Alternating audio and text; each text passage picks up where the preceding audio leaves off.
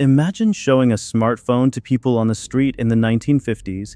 They'd be amazed and possibly terrified because they couldn't comprehend such advanced technology. However, the strange thing is, we can experience the same when we encounter ancient technologies today. In this video, we'll talk about some ancient technologies that even scientists struggle to explain. Let's start. When discussing astonishing ancient technologies, we almost must begin with ancient Egypt. There are many things about Egyptian technology we don't understand, but one overlooked achievement is their ability to drill perfect circular holes into solid granite blocks. Today, achieving the same effect requires diamond-tipped drill bits. Some scholars believe the Egyptians developed hand-operated drills made of copper or bronze. Yet, all attempts to recreate these methods have failed. One striking example is that the drills cutting rose granite were even finer than modern tools. From this, we can infer the Egyptians knew something about stone cutting that we don't. Perhaps these techniques were even used by a pre-Egyptian culture known as the Commissioners, though we know so little about them that nothing can be said for certain. In Cambodia, atop a hill, lies the Preah Vihear Temple, which seems to defy both gravity and the capabilities of its builders.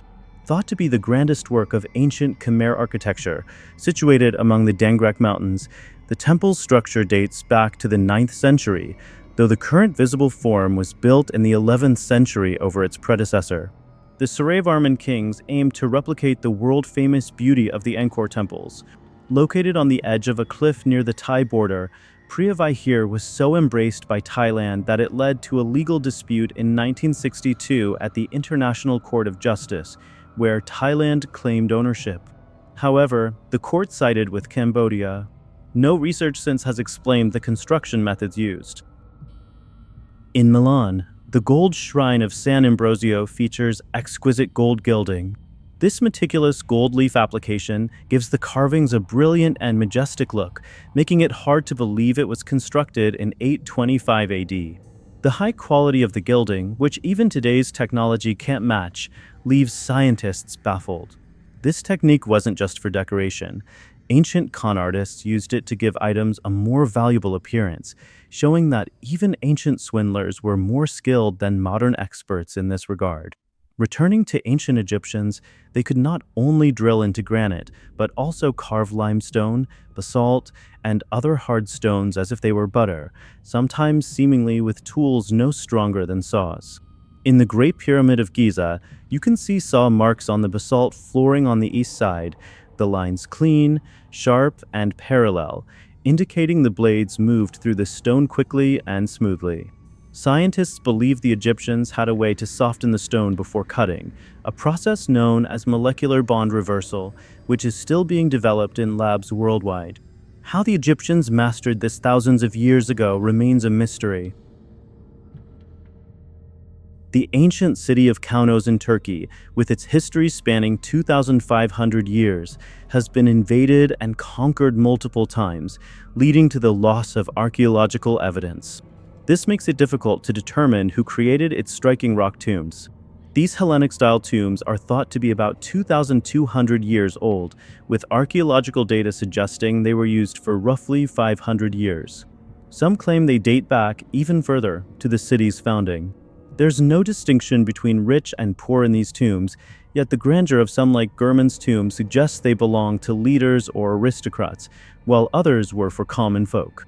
We'll never know who crafted these magnificent sculptures and carvings, thus how they were made remains a mystery.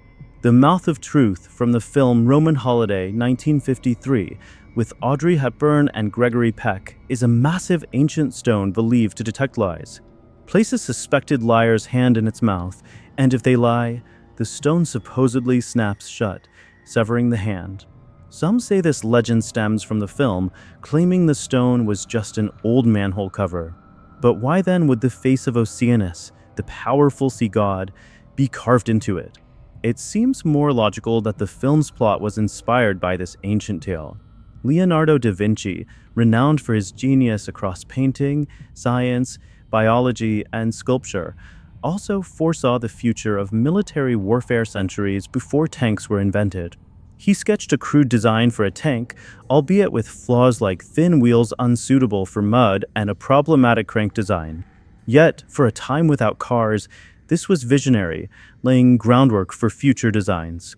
Astronomical clocks were among the greatest mechanical achievements of their time, but making one small enough for a home seemed impossible until Giovanni Dondi dell'Orologio created his astrarium in the mid-14th century. With over 100 parts, it not only told time, but also the positions of the sun, moon, and known planets. Sadly, the original clock was lost around 1485, but its design influenced clockmaking for centuries. If you have a clock on your wall, you owe something to Giovanni.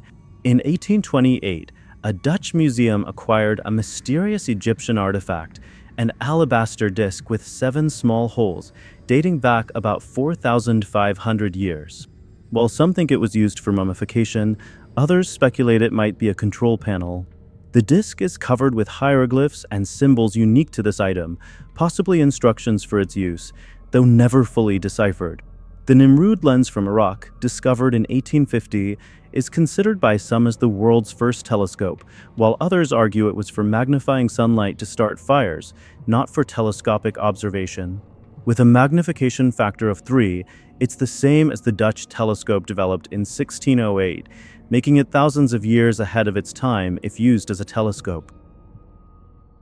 The Sakara Bird, whether seen as an invention or not, has ideal flight ratios, its aerodynamic design more akin to an airplane than a bird. Experiments in the 1970s with a larger model confirmed it could glide effortlessly, suggesting it might be more than a simple toy given to a child by a skilled craftsman or perhaps a prototype by someone understanding basic flight principles.